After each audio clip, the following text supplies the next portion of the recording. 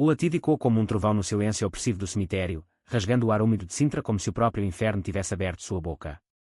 Todos os olhos se voltaram para o cachorro magro, de pelagem castanha desgrenhada, que rosnava para o caixão de madeira simples, como se o morto dentro dele fosse um inimigo vivo. E então, o homem de terno escuro, recém-chegado da cidade, inclinou-se para o chefe da aldeia e sussurrou: "Por que ele late assim?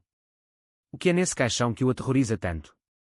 O chefe da aldeia, um homem de 70 anos com rugas profundas como as falésias de Cabo da Roca, empalideceu, seus olhos castanhos dilatando-se em pânico puro, como se aquela pergunta tivesse invocado um fantasma que ele jurara enterrar para sempre. Seu corpo tremeu, e por um instante, o vento salgado do Atlântico pareceu parar, carregando consigo o segredo que unia o morto, o cachorro e toda a aldeia de Pedra Alta em uma teia de mentiras e desejos proibidos. A aldeia de Pedra Alta, aninhada nas colinas verdejantes de Sintra, a apenas 1 hora de Lisboa, era um lugar onde o tempo parecia congelado em postais antigos, ruas de calçamento irregular ladeadas por casas de paredes brancas e telhados vermelhos, onde o aroma de pastéis de nata se misturava ao sal do mar e ao perfume das flores de jasmim que trepavam pelas treliças. Mas por trás daquela fachada idílica, Pedra Alta guardava cicatrizes profundas, feridas abertas por gerações de silêncios impostos pela tradição católica e pela rigidez das famílias que se entrelaçavam como as raízes das oliveiras centenárias. Era ali que Tomás Oliveira havia nascido e crescido, um rapaz de 28 anos com olhos verdes como o mar de Cascais e um sorriso que escondia uma tempestade interna. Filho de pescadores, Tomás aprendera cedo a arte de consertar redes e a ler as ondas, mas seu verdadeiro talento era observar as pessoas, ou melhor, os segredos que elas tentavam afogar no vinho tinto das noites de verão. Naquele dia de outono chuvoso, o funeral de Manuel Costa, o ferreiro da aldeia, reunira todos sob o céu cinzento que ameaçava desabar. Manuel fora um homem robusto, de mãos calejadas e risada rouca que ecoava pela praça durante as festas de São João. Mas sua morte súbita, um infarto enquanto martelava uma ferradura ao amanhecer, deixara um vazio que ninguém ousava preencher com palavras verdadeiras. O caixão, coberto por uma mortalha bordada com cruzes, repousava sobre a terra úmida, e o padre Veloso, com sua voz trêmula, recitava orações em latim que pareciam mais um lamento do que uma bênção. Foi quando o cachorro de Manuel, um vira-lata chamado Lúcio, que sempre o seguira como uma sombra fiel, começou a latir. Não era um latido comum, era feroz, desesperado, como se o animal sentisse que o mestre não estava morto, mas preso, sufocado pela madeira e pela hipocrisia que o cercava. As mulheres cruzaram-se, os homens murmuraram, e o ar se encheu de um desconforto palpável. Foi então que ele apareceu, Afonso Ribeiro, o homem da cidade, alto e esguio, com cabelos pretos ondulados e um casaco de lã que cheirava a Lisboa e a livros velhos. Afonso era arquiteto, enviado pela prefeitura para restaurar a igreja antiga da aldeia, mas sua chegada, 3 semanas antes, já havia agitado as águas paradas de Pedra Alta. Ele alugara a casa na encosta, a mesma onde Manuel crescera, e seus olhares demorados para os rapazes locais, especialmente para Tomás, não passavam despercebidos. Afonso aproximou-se do chefe da aldeia, Domingos Ferreira, um viúvo respeitado que comandava as decisões da junta com punho de ferro. "Doutor", sussurrou Afonso, usando o título formal que os lisboetas reservavam para estranhos, "porque o cão late assim? É como se soubesse de algo que nós não sabemos." Domingos congelou, sua mão trêmula tocando o rosário no bolso. Seus olhos varreram a multidão, pousando por um segundo em Tomás, que estava ao lado da mãe, Inês, com o rosto pálido e os punhos cerrados. O chefe engoliu em seco, e sua voz saiu rouca: "Cães sentem o cheiro da morte, senhor. Nada mais. Vamos prosseguir com a missa." Mas Afonso não era homem de se contentar com evasivas. Ele havia notado, nas últimas semanas, as olhadelas furtivas entre os aldeões, os sussurros que cessavam quando ele se aproximava, e especialmente a tensão que pairava entre Tomás e Manuel nos dias antes da morte. Manuel, o ferreiro solitário, nunca se casara, e havia rumores, velhos como as pedras da aldeia, de que ele e o pai de Tomás, já falecido, haviam compartilhado mais do que amizade na juventude. Rumores que Domingos, como chefe, sempre sufocara com festas e promessas de prosperidade. Enquanto o padre continuava, Afonso sentou-se na última fileira, ao lado de Tomás, que havia sido designado para ajudar com as flores.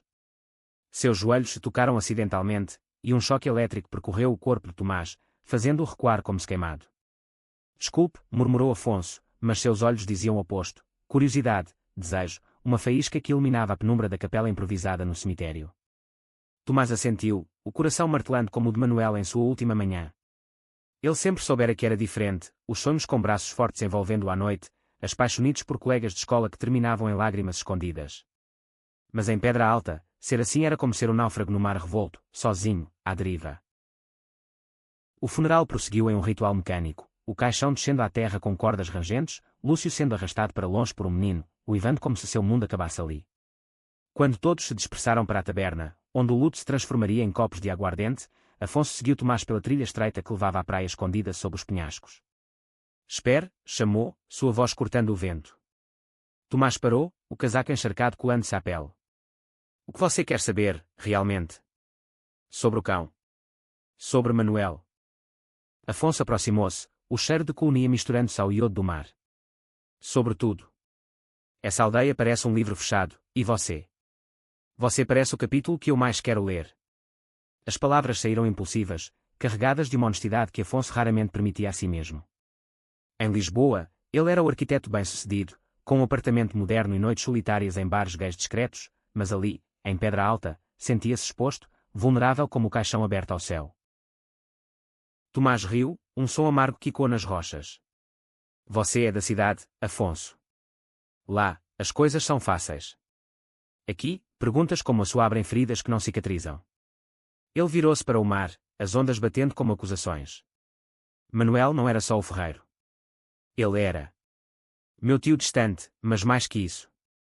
Ele me ensinou a ser quem sou, em segredo. E o cão late porque sente a injustiça. Manuel morreu sozinho, sem ninguém para dizer adeus de verdade. Afonso tocou seu ombro, leve como uma brisa. Então me conte. Deixe-me ajudar a abrir esse livro. Naquele momento, sob o céu que começava a clarear, algo se acendeu entre eles, não um fogo devorador, mas uma chama tímida, prometendo calor em meio ao frio da aldeia. Mas Pedra Alta não perdoava chamas assim. Naquela noite, na taberna enfumaçada, Domingos Ferreira bebia seu copo com olhos vigilantes. Ele vira o toque na trilha, ouvira os sussurros sobre o estrangeiro de Lisboa. E em seu peito, o pânico do cemitério renascia, pois Manuel não morrera de infarto. Ele caíra, sim, mas após uma briga sussurrada com o próprio Domingos, uma briga sobre segredos do passado, um amor proibido entre dois rapazes, décadas atrás, que terminara em tragédia e silêncio imposto. Domingos, o chefe austero, havia sido o amante de Manuel na juventude, e o latido do cão era como um julgamento divino, acusando-o de covardia. Enquanto isso, Tomás voltava para casa, o coração dividido entre o medo e a atração por Afonso. Sua mãe, Inês, esperava-o na cozinha, os olhos vermelhos de choro. Filho, o que é com esse lisboeta? Ele olha para você como se fosse algo mais. Tomás congelou, o segredo que ele guardava desde os 16 anos, as cartas escondidas para um primo em Porto, os beijos roubados em festas de família, ameaçando transbordar. Mãe, é só amizade, mentiu, mas sua voz tremeu. Afonso, em sua casa alugada, desenhava esboços da igreja, mas sua mente vagava para Tomás, o jeito como ele mordia o lábio quando nervoso, a força quieta em seus ombros de pescador. Ele pegou o telefone, hesitando em ligar para um amigo em Lisboa, mas decidiu esperar. Pedra Alta era um enigma, e ele queria decifrá-lo devagar. Dias se passaram em uma dança tensa. Afonso trabalhava na restauração, subindo andaimes com martelo e cinzel, enquanto Tomás o observava de longe, ajudando com materiais. Conversas curtas evoluíam para caminhadas ao entardecer, onde falavam de sonhos, Afonso de viajar pelo mundo restaurando ruínas, Tomás de escapar para a Faculdade de Arte em Coimbra, mas preso pelas redes do pai morto e pela lealdade à mãe. Você merece mais que isso, disse Afonso uma tarde, sentados em um banco de pedra com vista para o mar. Uma vida onde possa ser você mesmo. Tomás baixou os olhos. Ser eu mesmo aqui é perigoso. Manuel me contou histórias de rapazes como nós, que sumiram ou mudaram de aldeia, carregando vergonha como uma cruz. Afonso pegou sua mão, entrelaçando os dedos pela primeira vez. O toque foi elétrico, uma promessa de refúgio, mas também um risco. Naquele instante, o som de passos os interrompeu. Era o padre Veloso, com seu olhar severo. Cuidado, rapazes. As paredes de Pedra Alta têm ouvidos. A tensão cresceu como uma onda. Rumores se espalharam, o lisboeta estava corrompendo o filho de Inês. Domingos, atormentado por memórias, convocou uma reunião na junta, onde sussurros sobre moral da aldeia ecoaram. Ele confrontou Afonso em particular: volte para Lisboa, senhor. Aqui, amores assim acabam mal. Mas Afonso, com olhos flamejantes, rebateu: amores assim. Ou verdades que você enterrou com Manuel. O confronto explodiu na praça durante a festa de Todos os Santos. Fogos de artifício iluminavam o céu, mas abaixo, vozes se erguiam. Tomás, bêbado de medronho, beijou Afonso atrás de uma barraca, um beijo desesperado, cheio de fome e medo. Alguém viu, um primo distante, e o grito de pecado cortou a noite. A multidão se virou, olhos acusadores fixos neles. Inês puxou Tomás para longe, chorando. O que você fez, filho? O que o pai diria? Domingos, vendo o caos que ele mesmo ajudara a criar, sentiu o pânico do funeral retornar. Ele sabia que o segredo de Manuel era o seu, um amor jovem, interrompido por pressão familiar, levando Manuel a uma vida de solidão. E agora, via em Tomás e Afonso o reflexo de si mesmo, uma chance de redenção que ele desperdiçara. Na manhã seguinte, Afonso encontrou uma carta na porta. Vai embora ou conto tudo. Mas em vez de partir, ele foi até a casa de Domingos, exigindo respostas. O chefe, quebrado, confessou: eu amei Manuel. E o matei com meu silêncio. O cão late porque sente a culpa que eu carrego. Lágrimas escorreram pelo rosto envelhecido. Não deixem que aconteça o mesmo com vocês. O clímax veio em uma tempestade furiosa. Tomás, fugindo da raiva da mãe, correu para os penhascos, onde Afonso o encontrou.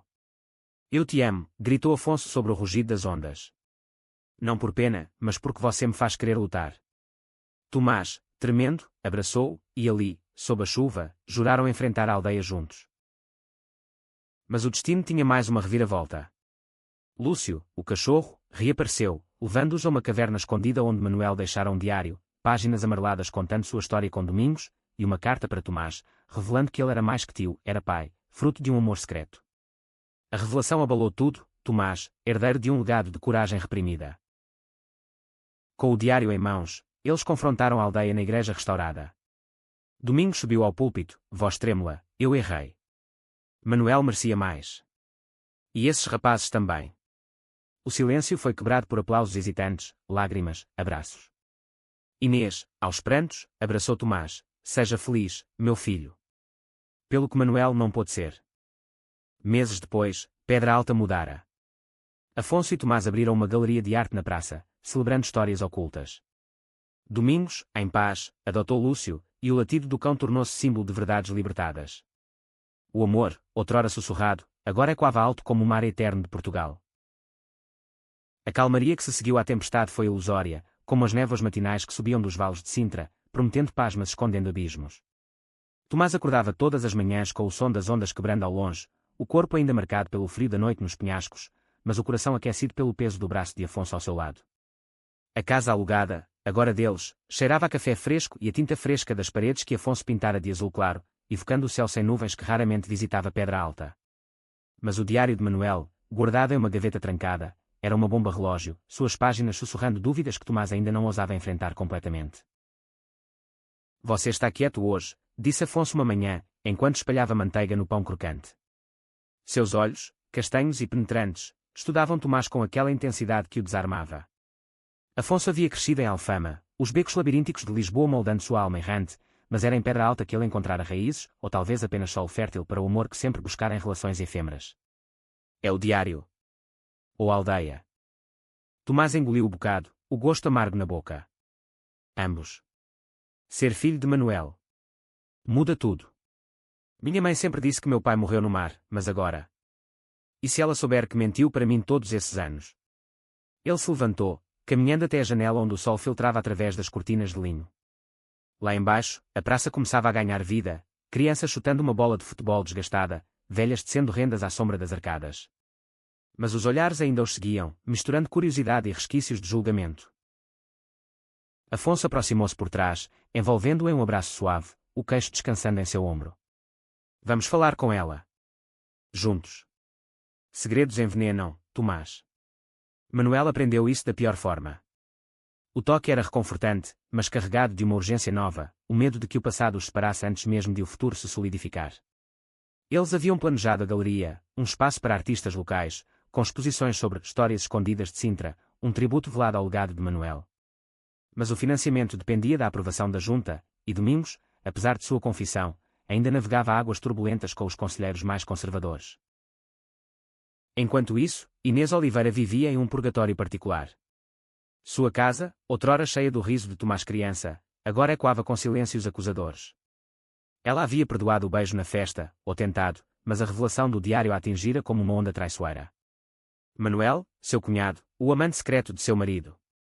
As noites em que o marido saía, para pescar, e voltava com cheiro de ferro quente e culpa. Inês sentara-se à mesa da cozinha, o rosário entre os dedos calejados de limpar peixes, rezando por orientação. O padre Veloso, em uma visita discreta, aconselhara a paciência. Deus testa os corações, Inês. Mas o amor de mãe é divino. Ainda assim, o orgulho português, teimoso como as oliveiras retorcidas, a impedia de confrontar Tomás diretamente.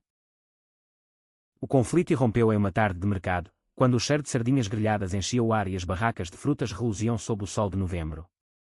Tomás e Afonso caminhavam de braços dados, um gesto ousado, mas necessário para afirmar sua união, comprando tomates maduros e queijo de cabra. Uma voz cortou a multidão: olha só, os namoradinhos da cidade. Era Rui, o primo de Tomás, um homem de 30 anos com barba por fazer e olhos embriagados de ressentimento. Rui trabalhava na marcenaria, mas sua vida era uma sucessão de empregos perdidos e brigas na taberna, e via em Tomás o irmão que sempre invejara, bonito, talentoso, agora protegido pelo lisboeta rico. Tomás parou, o cesto de compras apertado contra o peito. Rui, não começa.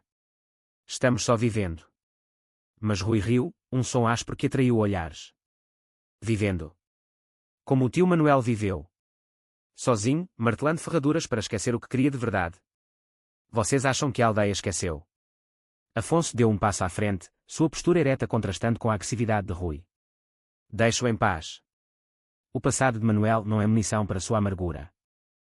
A briga escalou rápido, punhos cerrados, xingamentos em dialeto local que ecoavam pelas barracas. Inês, que comprava ervas ali perto, correu para separar, seu grito basta, cortando o ar como uma faca. Ela puxou Tomás para longe, os olhos flamejantes. Em casa. Agora. E leve seu amigo. Afonso recuou, o rosto corado de raiva contida, mas seguiu em silêncio, sabendo que aquele era o momento da verdade.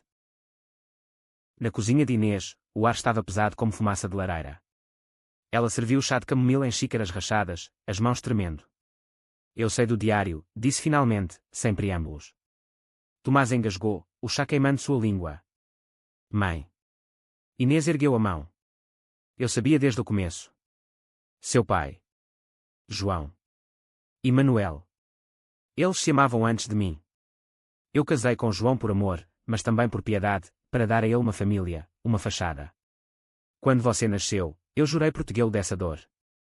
Afonso, sentado ao lado de Tomás, ouvia em silêncio, sua mão sob a mesa encontrando a de seu amor, um âncora em meio ao turbilhão. Por que não me disse? Perguntou Tomás, voz embargada. Inês chorou então, lágrimas salgadas como o mar que levara seu marido anos depois. Porque eu temia perder você também. Aqui, em Pedra Alta, ser assim é carregar uma cruz invisível. Manuel carregou a dele até o fim, e eu. Eu falhei com ele. A confissão abriu as comportas. Horas se passaram em conversas sussurradas, memórias desenterradas, as noites em que Manuel visitava, contando histórias de viagens imaginárias para distrair Tomás criança, as cartas que Inês interceptara, queimando-as em segredo para a proteger. Afonso, com sua perspectiva externa, mediou com gentileza: o amor não é uma cruz, Sr. Oliveira. É uma luz. E Tomás merece vivê-lo à plena. Quando saíram, o sol se punha em tons de laranja e púrpura, pintando o céu como uma tela de Tomás. Mas a paz era frágil. Naquela noite, Domingos bateu à porta de Afonso, o rosto envelhecido marcado por insonia. A junta negou o financiamento da galeria. Dizem que é inapropriado, agora, com os rumores. Seus olhos, porém, brilhavam com determinação nova. Mas eu voto a favor. Amanhã, eu confronto eles. Por Manuel. Por vocês. O amanhecer trouxe uma reviravolta inesperada.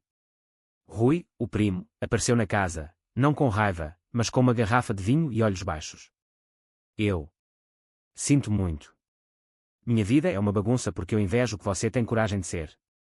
Manuel me contou uma vez, antes de morrer, sobre um amor que ele perdeu. Me fez pensar. As palavras eram um pedido de perdão, e Tomás o abraçou, sentindo o peso da família se dissipar um pouco. Contudo, o verdadeiro teste veio com a chegada de um jornalista de Lisboa, atraído pelos rumores do funeral misterioso e do latido do cão que viralizara em redes sociais locais. O homem, com gravador em punho, farejava escândalo, histórias de amor proibido em aldeia conservadora. Isso vende. Afonso, protetor, tentou desviar, mas o jornalista confrontou Domingos publicamente, forçando-o a reviver o passado. Em pânico, Domingos considerou recuar, mas Tomás o encontrou na igreja, o diário de Manuel na mão. Leia isso em voz alta para eles. Seja o homem que Manuel amou. Com voz trêmula, Domingos leu trechos do diário na reunião da junta, não o escândalo, mas a beleza, descrições poéticas de mãos entrelaçadas à luz da lua, promessas de um futuro impossível. O silêncio que se seguiu foi ensurdecedor, quebrado por aplausos tímidos do padre Veloso. O financiamento foi aprovado por maioria. A galeria abriu suas portas em uma primavera florida, com paredes cobertas de quadros de Tomás, paisagens de Sintra entrelaçadas com silhuetas de diamantes anónimos, simbolizando resiliência. Afonso discursou, sua voz ecoando: esta é uma casa para histórias que foram silenciadas. Que o amor, em todas as formas, encontra aqui seu eco. Mas o destino, caprichoso como o vento atlântico, reservava uma última surpresa. Inês, em uma carta deixada para Tomás, revelou que estava doente, um mal silencioso nos pulmões, fruto de anos inalando o sal e a poeira da aldeia. Viva por mim, filho. AME sem medo. Tomás, devastado, encontrou consolo nos braços de Afonso, jurando que sua jornada agora incluía curar as feridas da família. O verão chegou a Pedra Alta como um amante impaciente, banhando as colinas em ouro líquido e enchendo o ar com o zumbido das cigarras e o perfume das laranjeiras em flor. A galeria de Tomás e Afonso tornara-se o coração pulsante da aldeia. Turistas de Lisboa desciam os trens de Sintra para admirar as telas vibrantes, comprando postais e sussurrando sobre a história romântica por trás. Mas para os locais, era mais que um negócio, era uma declaração, um farol para os jovens que, como Tomás outrora, sonhavam com identidades além das expectativas familiares. Tomás pintava agora com fúria renovada, seus pincéis dançando sobre a tela como ondas livres. Cada traço era uma catarse, o verde profundo dos olhos de Afonso, o azul tormentoso do mar que testemunhara tantos segredos. Mas a doença de Inês pairava como uma sombra, mesmo nos dias mais ensolarados. Ela insistia em ajudar na galeria, arrumando flores nos vasos com mãos trêmulas, seu sorriso forçado escondendo a tosse que a acordava à noite. Estou bem, filho, dizia, mas seus olhos, outrora cheios de vigor, agora carregavam o peso de despedidas não ditas. Afonso, sempre o planejador, organizava visitas a clínicas em Lisboa, dirigindo o velho Fiat pela estrada sinuosa com Tomás ao lado, as mãos entrelaçadas sobre o câmbio. Vamos encontrar o melhor tratamento, prometia, mas no fundo temia o pior, perder a mulher que, apesar de tudo, havia abençoado seu amor. Em uma dessas viagens, pararam em um café à beira da autoestrada, onde o aroma de bifanas fritas misturava-se ao diesel dos caminhões. Ali, Tomás abriu-se. E se eu perder ela?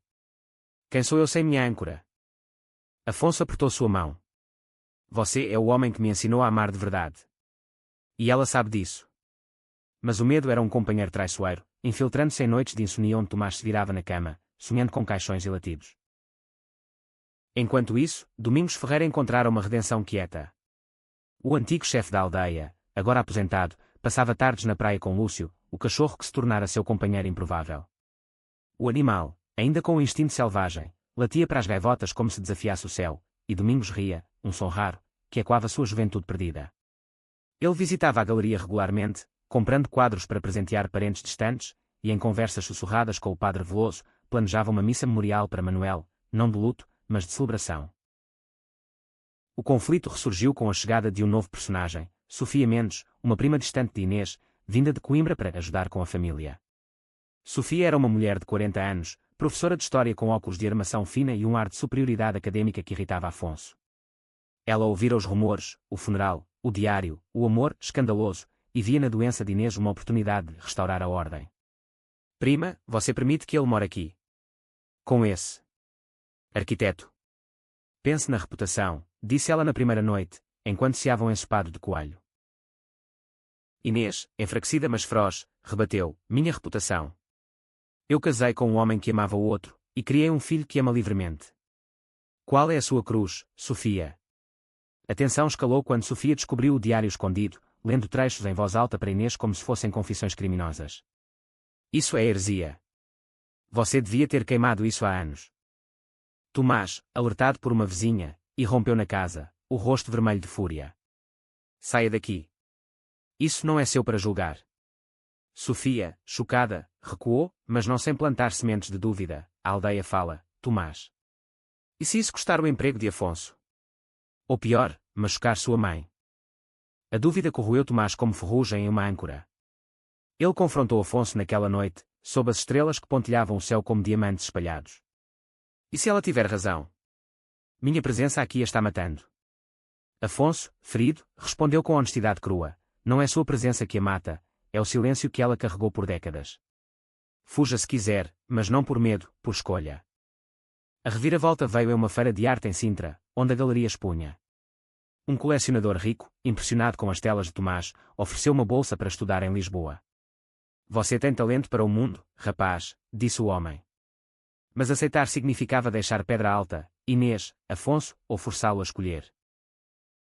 Enquanto Tomás ponderava, a saúde de Inês piorou.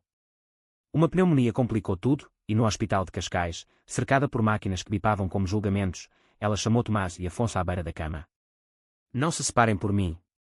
Manuel e João se separaram por medo, e veja o que restou, fantasmas. Prometam-me, vivam alto, amem alto. Suas palavras foram um testamento, e quando ela adormeceu, Tomás chorou nos braços de Afonso, o futuro incerto como o mar além da janela. De volta à aldeia, Sofia tentou manipular a situação, espalhando que Tomás abandonaria a mãe pelo namorado. Mas Domingos interveio, convocando uma assembleia informal na praça. Com Lúcio a seus pés, ele falou: perdi um amor por covardia. Não perderei amigos por fofoqueira. A aldeia, tocada, isolou Sofia, que partiu envergonhada para Coimbra. Inês melhorou o suficiente para voltar para casa, e Tomás recusou a bolsa, por enquanto. Quero construir aqui primeiro, disse a Afonso, selando o compromisso com um anel simples de prata, gravado com uma âncora entrelaçada. Mas o destino sussurrava mais. Uma carta anônima chegou, revelando que Manuel deixara uma herança, a ferraria, agora um estúdio para Tomás. O outono retornou a Pedra Alta com folhas douradas caindo como confetes de uma festa esquecida, e com ele veio uma sensação de renascimento frágil.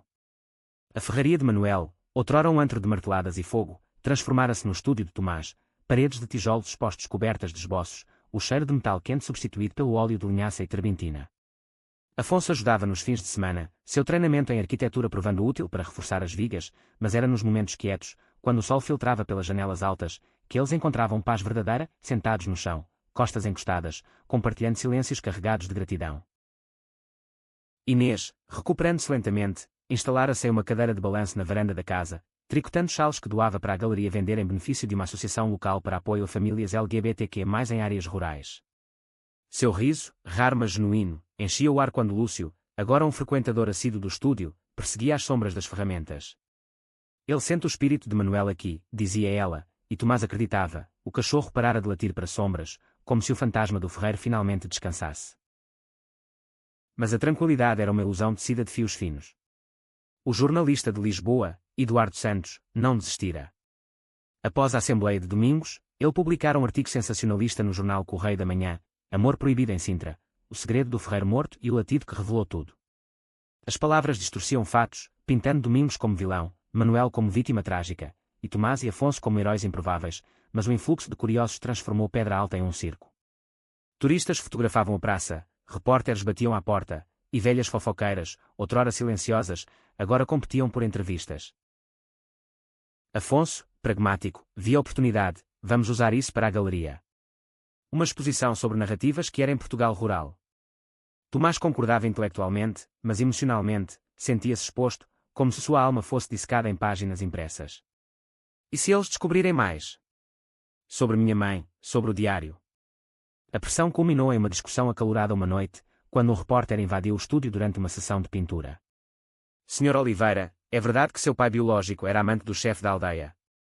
Isso explica seu estilo de vida. Tomás explodiu, empurrando o homem para fora, o rosto contorcido de raiva. Afonso o acalmou, mas o incidente plantou sementes de dúvida: talvez eu deva voltar para Lisboa. Proteger você disso? Tomás, ferido, rebateu: proteger. Ou fugir, como todos os outros. O abismo entre eles cresceu, pontuado por silêncios tensos e toques hesitantes. Domingos, sentindo o cheiro de problema, convidou-os para um jantar em sua casa modesta, onde pratos de bacalhau à brás fumegavam ao lado de garrafas de vinho de colares. Lúcio, debaixo da mesa, lambendo migalhas, servia de distração. Eu sei o que é perder um amor por medos externos, disse Domingos, os olhos distantes. Manuel e eu planejamos fugir uma vez, para o Algarve. Mas o escândalo. A família. Nos paralisou. Não repitam isso. Suas palavras foram um bálsamo, e naquela noite, Tomás e Afonso reconectaram-se na cama, não com paixão febril, mas com ternura profunda, sussurrando promessas de lealdade. Mas o destino, sempre um contador de histórias astuto, introduziu um novo conflito, a volta de Rui, o primo, agora sóbrio e arrependido, buscando emprego na galeria. Deixe-me ajudar. Eu errei, mas sou família. Tomás hesitou, a briga no mercado ainda doía, mas Afonso defendeu, redenção começa com chances. Como a minha com você. Rui provou-se útil, seu talento para marcenaria transformando caixotes em molduras elegantes. Mas ele trazia bagagem, uma namorada, Carla, de uma aldeia vizinha, que via no relacionamento de Tomás e Afonso um exemplo perigoso para seus próprios filhos hipotéticos.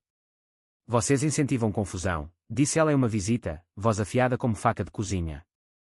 O comentário feriu, e Rui, dividido, confrontou Tomás. Ela não entende. Mas eu vejo agora que o amor é amor. Enquanto isso, Inês enfrentava sua própria batalha interna.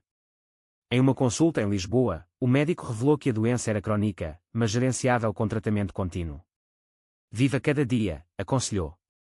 Inspirada, ela organizou um grupo de apoio na igreja, Corações Abertos, onde viúvas e mães compartilhavam histórias de perdas e aceitações. Sofia, a prima, escreveu uma carta de desculpas, admitindo sua rigidez nascida do próprio divórcio traumático. Eu projetei meu medo em vocês.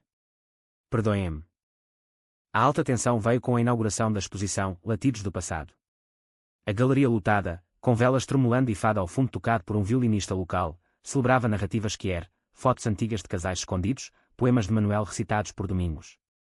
Mas Eduardo Santos apareceu, gravador em riste, e durante o discurso de Tomás, este latido foi um chamado para a verdade, ele interrompeu, e a herança. Manuel deixou tudo para o amante secreto, não para o filho. O salão congelou. Tomás, pálido, olhou para Domingos, que assentiu. Sim, a ferraria era para ele, mas uma carta anexa revelava mais. Manuel havia doado terras para uma fundação LGBTQ+, em nome de seu amor perdido. O repórter sorriu, vitorioso, mas Afonso interveio, desligando o gravador gentilmente. Saia. Isso é privado. A confusão dissolveu-se em aplausos quando Inês subiu ao palco, abraçando Tomás. Ele era família. Nós todos somos. Naquela noite, sob a lua cheia, Tomás e Afonso caminharam até o cemitério, onde o túmulo de Manuel brilhava prateado. Lúcio os seguiu, quieto pela primeira vez. Obrigado, sussurrou Tomás à lápide. O ciclo de segredos parecia quebrado, mas uma carta final do diário, encontrada no estúdio, revelava um último segredo. Manuel tivera um irmão gêmeo, desaparecido na juventude por causa de um amor similar, e ele podia estar vivo, em Porto. O inverno de 2026 desceu sobre Pedra Alta como um manto de geada, transformando os penhascos em esculturas etéreas e o mar em um espelho de aço polido. A descoberta do irmão gêmeo de Manuel, um homem chamado Henrique, que fugira para o norte após um escândalo similar nos anos 70, acendeu uma faísca de esperança misturada à apreensão. Tomás, impulsionado por uma curiosidade voraz, escreveu cartas para endereços em Porto, guiado por pistas vagas do diário, menções a um espelho quebrado e uma paixão por cerâmica que Henrique compartilhava com o irmão. Afonso apoiava, mas com cautela prática. Se ele quiser contato, ótimo. Se não, respeite o silêncio dele. Seus projetos em Lisboa aumentavam, restaurações de palácios mouriscos que o chamavam de volta à cidade, e as viagens semanais criavam rachaduras sutis em sua rotina. Noites solitárias no estúdio faziam Tomás questionar: você se arrepende de ter ficado? Afonso, exausto de uma reunião, respondia com beijos urgentes, mas as palavras demoravam. Nunca. Mas o mundo lá fora me lembra o que construímos aqui. Inês, fortalecida pelo grupo de apoio, tornou-se uma defensora feroz. Ela viajou a Lisboa para uma conferência sobre direitos LGBTQ+, em comunidades rurais, sua voz trêmula mas firme quando em painéis: meu filho me ensinou que o amor não é escolha, mas destino. Sua presença na mídia local, uma entrevista no RTP sobre Mais Aliadas, trouxe orgulho a Tomás, mas também inveja disfarçada de Rui, cuja relação com Carla azedava por ciúmes profissionais. O conflito explodiu quando Henrique respondeu, não com uma carta, mas aparecendo na porta da galeria em uma manhã nevada. Um homem de 70 anos, magro como Manuel mas com cabelos grisalhos curtos e olhos azuis penetrantes, ele carregava uma mala surrada e um vaso de cerâmica azul, presente improvisado. Eu sou o fantasma que meu irmão enterrou, disse, voz rouca de anos fumando. Tomás, atordoado, o abraçou, lágrimas congelando em suas bochechas. Afonso, chegando de Lisboa, testemunhou a reunião, sentindo uma pontada de ciúme irracional. Henrique representava o passado que ele não compartilhava. Henrique instalou-se temporariamente na casa de Domingos, onde histórias fluíam como vinho, sua fuga após ser descoberto com um marinheiro em Aveiro, anos de exílio em fábricas de azulejo no norte, um casamento de conveniência que terminara em divórcio amargo. Manuel e eu éramos um. Ele ficou para proteger a família, eu fugi para sobreviver. Mas sua presença reabriu feridas. Domingos, confrontando o amante perdido do irmão, revivia culpas. Inês, questionando se Henrique sabia da paternidade de Manuel. A tensão culminou em uma ceia de Natal na praça, com luzes piscando nas árvores e o aroma de rabanadas fritas. Henrique, bêbado de nostalgia, acusou Domingos: você roubou meu irmão de mim, e dele mesmo. A discussão escalou, pratos voando, e Tomás interveio, arrastando Henrique para fora no frio cortante. Você não entende, ele nos salvou, contando a verdade. Henrique, chorando, confessou: eu tenho um filho. Em Porto. Como Manuel teve você. Mas eu o escondi, por vergonha. A revelação abalou Tomás, um tio com um primo desconhecido, um laço sanguíneo estendido como uma ponte frágil. Afonso, sentindo-se à margem, discutiu com Tomás: sua família cresce, e eu sou o estranho permanente. A briga os separou por dias, Afonso voltando a Lisboa, Tomás afundando em pinturas sombrias de mares tempestuosos. Inês, bedridé novamente por uma recaída, chamou-os de volta. Em sua cama, fraca mas lúcida, ela mediou: família não é sangue, é escolha. Henrique escolheu voltar, Afonso escolheu ficar. Tomás, escolha o amor. Inspirado, Tomás dirigiu a Lisboa, encontrando Afonso em seu apartamento minimalista, paredes brancas e quando solidão. Volte. Não como estranho, mas como meu lar. Eles fizeram amor ali, pela primeira vez na cidade, um ato de reconciliação que selava sua união. Henrique, tocado pela resiliência, revelou o filho, Miguel, um jovem de 25 anos, artista gráfico em Porto, que visitou Pedra Alta na primavera. Miguel, abertamente gay e ativista, trouxe energia fresca, ideias para um podcast sobre histórias queer portuguesas, inspirado no latido de Lúcio. Mas sua franqueza chocou a aldeia, beijos públicos com seu namorado, críticas à hipocrisia católica, reacendendo resistências. O clímax veio em uma manifestação local contra a decadência moral, organizada por conservadores de aldeias vizinhas. Pedras voaram contra a galeria, vidros estilhaçando como corações partidos. Tomás, cortado por um caco, defendeu o espaço com Afonso e Rui ao lado, enquanto Domingos e Henrique formavam uma barreira humana. A polícia dispersou a multidão, mas o dano era feito, uma tela de Tomás destruída, simbolizando fragilidade. Na reconstrução, alianças se fortaleceram. Miguel gravou o podcast no estúdio, com episódios sobre Manuel e Henrique, viralizando nacionalmente. Inês, milagrosamente estável, testemunhou o nascimento de uma rede de apoio. O verão de 2027 amanheceu radiante em Pedra Alta, com o sol beijando as ondas como um amante reconciliado e o ar carregado de jasmim e possibilidades. A galeria, agora um farol cultural, expandira-se com um café anexo, onde turistas e locais se misturavam, compartilhando histórias sobre as telas de Tomás que capturavam a essência de amores resilientes. O podcast de Miguel, Latidos Escondidos, havia ganho prémios, transformando o latido de Lúcio em um símbolo nacional de quebra de silêncios. Mas para Tomás e Afonso, o verdadeiro triunfo era pessoal, um compromisso civil planejado para o outono, em uma cerimônia simples na praia, com o mar como testemunha. Henrique decidira ficar, abrindo uma oficina de cerâmica ao lado do estúdio, suas peças azuis, vasos entrelaçados como amantes, vendendo-se como pão quente. Sua relação com Domingos evoluíra para uma amizade profunda, marcada por caminhadas silenciosas onde velhas mágoas se dissolviam no sal do ar. Nós fomos o começo de algo maior, disse Henrique uma vez, e Domingos assentiu, o rosário agora um talismã de aceitação. Inês, em remissão surpreendente, tricotava o vestido para a cerimônia de Tomás, um chal de lã fina, bordado com âncoras e ondas. Sua jornada de mãe relutante aliada feroz inspirara um livro de memórias, ditado para Miguel, Mães de Arco-Íris, um best-seller modesto que viajava por livrarias de Portugal. Rui e Carla, após terapia, anunciaram um bebê, e Rui confessou a Tomás: você me mostrou coragem. Obrigado por não desistir de mim. Mas o destino, em sua teia intricada, será uma última surpresa. Durante a limpeza do estúdio para a cerimônia, Tomás encontrou uma caixa escondida sob as tábuas do assoalho, cartas amareladas de Manuel para Henrique, e uma para um amor futuro, não enviado. Nele, Manuel escrevia: se você encontrar isso, saiba que o latido do cão foi meu grito final, viva sem arrependimentos. AME é como se o amanhã fosse uma onda que leva tudo. As palavras foram lidas na cerimônia, sob um céu de safira, com convidados da aldeia inteira, do padre Veloso ao jornalista Eduardo, agora um aliado relutante. Tomás, de camisa branca e calças de linho, trocou votos com Afonso: você me deu asas para voar sobre os penhascos do medo. Afonso, emocionado, respondeu: e você me deu raízes em um solo que eu nunca imaginei chamar de lar. Lúcio, Com uma flor no colarinho, latiu uma vez, não de alarme, mas de alegria pura. A recepção na praça dançou até o amanhecer, com fado e risos misturando-se ao crepitar de fogueiras. Inês dançou com Henrique, lágrimas nos olhos. Domingos brindou aos amores que sobrevivem. Miguel filmava tudo para o podcast final, o latido que curou uma aldeia. Anos depois, Pedra Alta tornara-se modelo para outras comunidades, com a galeria expandindo para um centro cultural. Tomás e Afonso adotaram um menino de Lisboa, um órfão com olhos curiosos como os do mar, ensinando-o a pintar e a amar sem fronteiras. Inês, avó orgulhosa, contava histórias do cachorro que mudou tudo. E em noites quietas, quando o vento sussurrava segredos antigos, Tomás olhava para Afonso dormindo e sorria. O latido inicial fora um grito de dor, mas ecoara em uma sinfonia de redenção, prova de que, em meio a entendimentos errados e preconceitos, o amor sempre encontra seu caminho, como o Atlântico abraçando as falésias eternas de Portugal.